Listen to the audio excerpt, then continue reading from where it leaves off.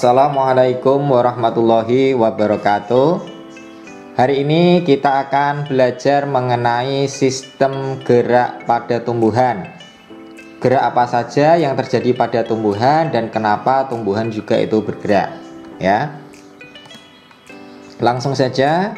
Yang pertama, tumbuhan itu tidak memiliki saraf dan indera seperti hewan dan manusia. Akan tetapi tumbuhan memiliki kepekaan terhadap rangsang dan juga tumbuhan dapat menanggapi rangsang tersebut. Rangsang dapat berasal dari luar atau eksternal, atau juga rangsang tersebut berasal dari dalam atau disebut internal dari tubuhnya sendiri. Gerak pada tumbuhan itu terbatas hanya pada bagian tertentu, misalnya gerak ujung tunas ke arah cahaya matahari, gerak akar menembus tanah, gerak sulur membelit, dan gerak mengatup karena sentuhan. Gerakan yang terjadi dan sedang berlangsung yang terjadi pada tumbuhan itu tidak bisa dilihat semua prosesnya. Oleh karena itu bisa dikatakan gerak pada tumbuhan itu disebut gerak pasif. Nah, berdasarkan macam-macam rangsangan, gerak pada tumbuhan itu dibedakan menjadi 3. Yang pertama ada gerak endonom atau autonom. Yang kedua gerak esionom, dan yang terakhir gerak higroskopis. Kita mulai dari gerak endonom atau autonom. Adalah gerak yang disebabkan oleh rangsangan yang berasal dari dalam tubuh tumbuhan itu sendiri. Ingat, endonom, autonom itu rangsangannya berasal dari dalam tubuh tumbuhan itu sendiri. Contohnya, gerak mengalirnya sitoplasma dalam sel, gerak melengkungnya kuncup daun, gerak yang diperlihatkan tumbuhan ketika tumbuh seperti tumbuhnya akar, batang, daun, dan bunga, serta gerak kloroplas memutar mengelilingi isi sel dan sel-sel daun hidrilla. Nah, ini contohnya, ya. Ini adalah daun tumbuhan hidrilla, yang di sini juga adalah gerak siklosis pada tumbuhan hidrilla. Nah, perhatikan gambar yang B ini, ya. Jika kalian mengamati tumbuhan hidrilla, ya, memiliki struktur dinding tembok yang di dalamnya terdapat bulatan-bulatan berwarna hijau. Nah, bulatan-bulatan ini yang disebut dengan kloroplas, ya. Nah, gerakan kloroplas yang bergerak mengelilingi atau bergerak mengelilingi di dalam sel itu namanya gerak siklosis. Pergerakan tersebut sebenarnya akibat dari pergerakan atau aliran sitoplasma di dalam sel. Yang kedua ada gerak esionom. Gerak esionom adalah gerak yang disebabkan oleh rangsangan dari luar tubuh. Ya, tadi kalau autonom itu rangsangnya dari dalam, kalau esionom dari luar. Gerak esionom sendiri dibedakan menjadi 3, ada gerak taksis, gerak tropisme atau tropi, dan gerak nasti. Apa beda ketiga gerak ini? Yang pertama gerak taksis. Gerak berpindah tempat sebagian atau seluruh bagian tumbuhan. Gerakan yang menuju rangsang itu dinamakan gerak positif, sedangkan yang menjauhi rangsang disebut gerak negatif. Macam-macam gerak taksis. 1. Ada gerak kemotaksis, rangsangnya berupa zat kimia, ya. Kemo itu artinya zat kimia. Contohnya, gerak spermatozoid pada tumbuhan lumut dan paku menuju ke sel telur yang terdapat di dalam archegonium. Yang kedua, gerak serbuk sari menuju bakal biji karena rangsang zat gula pada putik. Yang kedua ada fototaksis. Foto itu artinya cahaya, ya. Jadi rangsangannya berupa cahaya. Contohnya, gerak kloroplas ke sisi sel yang mendapat cahaya dan gerak spora berflagel menuju tempat yang terang. Ini contohnya, ya. Gerak fototaksis pada Euglena viridis. Yang kedua gerak tropi atau tropisme. Gerak yang dipengaruhi oleh arah datangnya rangsang. Jadi arah datangnya rangsang itu berpengaruh. Itu dinamakan gerak tropisme. Macam-macamnya, yang pertama geotropisme. Geo artinya gaya gravitasi bumi atau gaya tarik bumi. Contohnya, gerak akar menuju ke bumi. Ya, kalau menuju ke rangsang tadi, maka gerakannya positif, maka dinamakan geotropisme positif. Atau gerak akar Avicennia, Avicennia sp itu tumbuhan bakau, menuju ke permukaan tanah, karena pergerakannya ke atas, maka disebut geotropisme negatif. Ini contoh geotropisme positif, akar menuju ke pusat bumi. Sedangkan yang sebelah kanan, gerak akar Avicennia yang menuju ke permukaan tanah, dinamakan geotropisme negatif. Yang kedua ada fototropisme. Foto berarti cahaya, ya. Contohnya, gerak ujung batang tanaman yang tumbuh membelok ke sumber cahaya. Jadi lihat perbandingannya. Yang satu tanamannya diwadahi ditutup dengan kardus, dilubangi sebelah kiri, maka tumbuhan ini akan berbelok menuju ke lubang sumber cahayanya, yaitu ke kiri. Sedangkan gambar yang sebelah kanan, lubangnya berada di kanan, maka dia akan berbelok ke sebelah kanan untuk mencari sumber cahaya. Itu dinamakan gerak fototropisme. Yang ketiga, hidrotropisme. Hidro itu artinya air. Jadi rangsangnya berupa air. Contohnya gerak akar menuju tempat berair. Misalnya ada sebuah tanaman di sini, kalian menyiramnya jaraknya 10 cm dari tanaman di sebelah kiri. Maka akar tanaman ini akan mencari sumber air yang berada di dekatnya. Yang keempat, tikmotropisme. Rangsangnya berupa persinggungan. Contohnya gerak membelitnya ujung batang atau sulur pada kacang dan mentimun. Ketika ditaruh ya batang atau kayu atau apapun itu di sebelah kiri, maka dia akan membelitnya ke sebelah kiri. Kalau batangnya atau batang kayu atau cagaknya ya ditaruh di sebelah kanan, maka sulur ini akan melilit ke sebelah kanan. Jadi arah datangnya rangsang itu berpengaruh, namanya tropisme. Yang terakhir ada kemotropisme. Rangsangnya berupa zat kimia. Contohnya gerak akar menuju ke pupuk. Nah, ini lihat ya. Gambar yang A dinamakan kemotropisme negatif ya, karena zat kimianya berupa air sabun ya, dituangkan di sebelah sini, sebelah kanan, maka gerakan akarnya akan menjauhi air sabun ya, karena mencemari tanaman nanti. Makanya dia menjauh, dia tumbuhnya ke kiri. Sedangkan yang sebelah kanan kemotropisme positif, karena diberi pupuk penyubur tanaman di sebelah kanan, maka akarnya akan bergerak menuju ke kanan atau mencari pupuknya itu sendiri. Yang ketiga dari gerak tropisme adalah gerak nasti, yaitu geraknya tidak dipengaruhi oleh arah datangnya. Jadi arahnya tidak mempengaruhi gerakannya. Tadi kalau tropisme arah rangsangan berpengaruh. Macam-macam gerak nasti. Yang pertama ada nikti nasti. Nikti itu suasananya gelap, naik. Nikti ya, gelap. Contohnya mengatupnya daun lamtoro atau petai Cina pada malam hari ya. Ini saat siang hari dia mekar, ketika malam hari dia mengatup. Yang kedua ada fotonasti. Rangsang berupa cahaya. Contohnya mekarnya bunga pukul 4 pada sore hari ya. Ini ketika masih pagi dia mengatup, ketika sudah sore dia mekar. Namanya geraknya fotonasti. Yang ketiga seismonasti, rangsang sentuhan atau getaran. Contohnya mengatupnya daun putri malu ketika disentuh ya.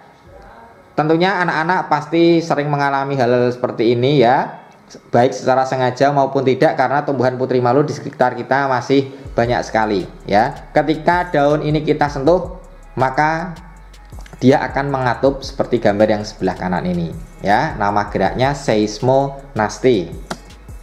Yang keempat termonasti. Termometer berarti suhu, rangsangnya berupa suhu. Contohnya bunga tulip akan mekar bila suhu mengalami kenaikan dan menguncup bila suhunya turun ya. Jadi jika suhunya naik, maka bunga itu akan mekar. Jika suhunya turun, maka bunga itu akan menguncup.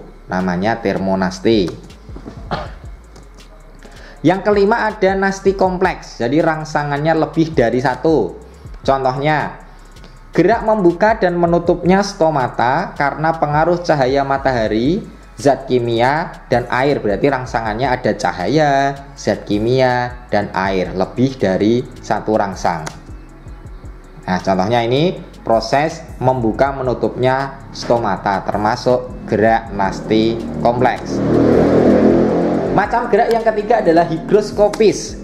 Adalah gerak bagian tumbuhan yang dipengaruhi oleh perubahan kadar air. Ingat, perubahan kadar air dinamakan higroskopis. Contohnya, proses pecahnya bagian buah pada polong-polongan ataupun kacang-kacangan. Yang kedua, proses pecahnya bagian buah pada tumbuhan seperti bunga pacar air. Proses gerak seperti terjadinya pembukaan pada bagian kotak spora ataupun sporangium yang dilakukan oleh anulus pada tumbuhan tertentu, misalnya pada tumbuhan paku-pakuan. Yang keempat, proses pembukaan pada sporangium yang ada di sporagonium pada tumbuhan lumut yang diakibatkan oleh bagian gigi peristom. Nah, ini contohnya ya. Contoh buah polong yang membuka, ini ada kacang kedelai, buah cangkring, kemudian buah biduri. Ada satu lagi yang di sekitar masih ada, kalau di tempat saya namanya pletek-pletekan ya. Bentuknya seperti hampir ya bisa dibilang seperti ini ya, kecil, runcing, kemudian ketika ditaruh di dalam air atau di mud, biasanya dulu waktu kita masih kecil ya sering bermain di mud, kemudian dilempar dia akan pecah. Nah, itu contoh gerak higroskopis. Kemudian kita lanjutkan gerak pada hewan. Salah satu sifat makhluk hidup adalah bergerak, tentu saja ya.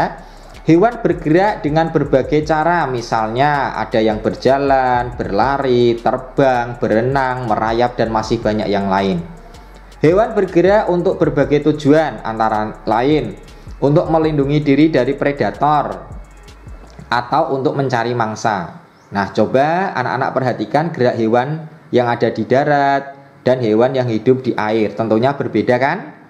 Nah, hewan darat itu bergerak menggunakan otot dan rangkanya, terutama kaki. Sedangkan ikan bergerak menggunakan sirip dan burung terbang menggunakan sayapnya. Yang pertama, gerakan hewan di air. Air memiliki kerapatan yang lebih besar dibandingkan udara. Air memiliki gaya angkat yang lebih besar dibandingkan udara juga. Tubuh hewan yang hidup di air memiliki massa jenis yang lebih kecil dari lingkungannya. Nah, karena gaya angkat air yang besar dan massa jenis hewan yang kecil akan menyebabkan hewan itu melayang di dalam air dengan mengeluarkan sedikit energi. Jadi gaya angkat air lebih besar dibandingkan massa jenisnya, sehingga hewan dapat melayang di dalam air. Nah, salah satu bentuk tubuh yang paling banyak dimiliki oleh hewan air bentuknya adalah torpedo. Bentuk tubuh ini memungkinkan tubuh ikan meliuk dari kiri ke kanan. Nah, bentuk tubuh ikan yang streamline berfungsi untuk mengurangi hambatan ketika bergerak di dalam air. Ekor dan sirip ikan yang lebar berfungsi untuk mendorong gerakan ikan di dalam air. Ikan juga sering mengeluarkan gelembung renang yang berguna untuk mengatur gerakan naik turun. Ikan memiliki susunan otot dan tulang belakang yang fleksibel. Tujuannya untuk mendorong ekor ikan di dalam air. Nah, sebagian besar ikan menggunakan gerak tubuh ke kanan dan ke kiri, serta sirip ekornya untuk menghasilkan daya dorong ke depan. Ikan yang bergerak dengan sirip pasangan dan sirip tengah cocok untuk hidup di terumbu karang. Jenis ikan ini tidak dapat berenang secepat ikan yang menggunakan tubuh dan sirip ekornya. Yang kedua, gerakan hewan di udara. Tahukah kalian bagaimana cara burung terbang? Ya. Tubuh hewan-hewan tersebut memiliki gaya angkat yang besar untuk mengimbangi gaya gravitasi. Salah satu upayanya untuk memperbesar gaya angkat dengan menggunakan sayap. Prinsip yang sama diterapkan pada pesawat terbang, khususnya pada pesawat terbang bersayap bentuk airfoil. Sayap burung memiliki susunan kerangka yang ringan, tulang dada dan otot yang kuat. Bentuk sayap airfoil membuat udara mengalir pada bagian atas sayap lebih cepat daripada bagian bawahnya, sehingga saat sayap dikepakkan, udara akan mengalir ke bawah. Dorongan ke bawah tersebut akan menghasilkan gaya yang berlawanan arah, sehingga burung akan terangkat ke atas. Nah, ini contohnya ya. Jadi udara tadi yang di atas lebih besar daripada yang di bawah. Ketika sayap ini dikepakkan, maka akan muncul gaya angkat ke atas sehingga burung ini bisa terbang. Prinsip burung ini digunakan untuk penerapan teknologi pada pesawat terbang. Nah, yang ketiga, nah ini salah ketik ya. Yang ketiga tadi, yang pertama di air, kemudian di udara, yang ketiga ada di darat. Hewan yang di darat itu memiliki kecenderungan hidup di darat memiliki otot dan tulang yang kuat. Otot dan tulang tersebut diperlukan untuk mengatasi inersia atau kecenderungan tubuh untuk diam, dan untuk menyimpan energi pegas atau elastisitas untuk melakukan berbagai aktivitas. Bayangkan bagaimana bila kita berjalan. Seseorang memulai berjalan dengan mendorong lantai dengan kakinya. Lantai kemudian memberikan gaya balik yang sama dan berlawanan arah pada kaki orang. Ini juga bisa dihubungkan dengan hukum Newton. Berarti ini penerapan hukum ketiga Newton. Sama dengan tadi burung yang mengepakkan sayapnya, juga penerapan hukum ketiga Newton. Kemudian gajah dan kerbau memiliki massa tubuh yang besar. Akibatnya untuk bergerak, gajah dan kerbau harus melawan inersia yang nilainya juga besar. Namun perbedaan struktur tulang serta kekuatan otot gajah dan kerbau membuat gajah mampu melakukan gerakan yang lebih lincah daripada kerbau. Nah, ini gajah memiliki kecepatan gerak 25 km per jam, sedangkan kerbau memiliki kecepatan gerak 50 km per jam. Nah, lain halnya dengan kuda, harimau dan kijang. Ketiganya memiliki struktur rangka dan otot yang sangat kuat. Kijang dan harimau memiliki bentuk kaki yang lebih ramping, sehingga kijang dan harimau mampu menyimpan elastisitas yang tinggi. Hal tersebut mengakibatkan pada saat berlari, kijang dan harimau lebih banyak melompat ke udara dan meluncur di udara. Gaya gesek udara yang jauh lebih kecil daripada gaya gesek permukaan tanah membuat kijang dapat berlari dengan kecepatan yang lebih tinggi daripada kuda. Nah, ini data kecepatan gerak kuda sekitar 76 km per jam, kijang 97 km per jam, dan yang paling cepat harimau 112 km per jam. Nah, untuk materi gerak pada tumbuhan dan pada hewan selesai sampai di sini. Semoga bermanfaat. Sekian, wassalamualaikum warahmatullahi wabarakatuh. Tetap semangat ya, dan terima kasih.